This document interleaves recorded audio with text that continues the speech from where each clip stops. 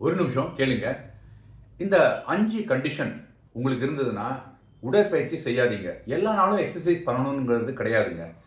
நீங்க 65 நாள் தனியா விட்டுருக்கு. 200 நாள் ஒரு வருஷத்துல பண்ணாலே போதும். அதாவது வாரத்துக்கு 3 நாள், பாக்கி 2 நாள் ஸ்ட்ரென்த் ட்ரெய்னிங்னு சொல்றாங்க. ஒரு நாள் டோட்டல் ரெஸ்ட் வேணும்.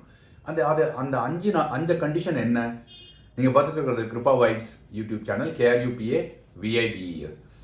ஃபர்ஸ்ட் கண்டிஷன், உங்களுக்கு தலைவலி இருக்குன்னு வச்சுங்களேன்.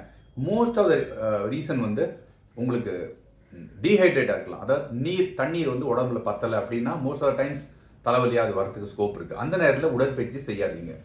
நம்பர் 2, சரியான தூக்கம் உங்களுக்கு இல்லை. நாள் ரொம்ப டிஸ்டர்ப்டாக இருந்திருக்கு அப்படின்னா தூக்கம் ரொம்ப முக்கியம். அதை கலைச்சிக்கிட்டு இல்லை நான் எக்ஸசைஸ் பண்ணியே தீருவேன், கடிகாரம் அலாம் வச்சு எழுந்திரிச்சு ஓட ஆரம்பிப்பேன், இல்லை நான் ரெகுலர் எக்ஸசைஸ் பண்ணுவேன்னு தயவுசெய்து உங்களே நீங்கள் டாக்ஸ் பண்ணிக்காதீங்க, ரொம்ப கஷ்டப்படுத்திக்காதீங்க.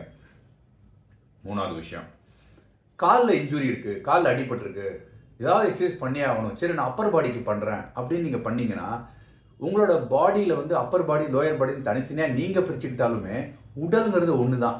ஏதாவது ஒரு இடத்துல ஒரு பிரச்சனை இருக்குன்னா உடலில் இருக்கிற உடற்கூறுகள் எல்லாமே போய் அந்த இடத்த சரி பண்ண முயற்சிக்கும். நீங்கள் அப்பர் பாடிக்குன்னு சொல்லிட்டு நீங்கள் லோடு கொடுத்தீங்கன்னா அந்த இடத்துக்கு போய் சரி செய்யறது நாளாகும். 4வது விஷயம், ஜலதோஷம் இருக்குது, உங்களுக்கு ஜுரம் வர மாதிரி ஒரு ஃபீலிங் இருக்குன்னா உடல் பூராவுமே அந்த ஜலதோஷத்துக்கு சரிப்படுறதுக்கு ஆன்டிபயோட்டிக்ஸ் ரெடி ஆகி அதை அட்டாக் பண்ண ஆரம்பிக்கும்.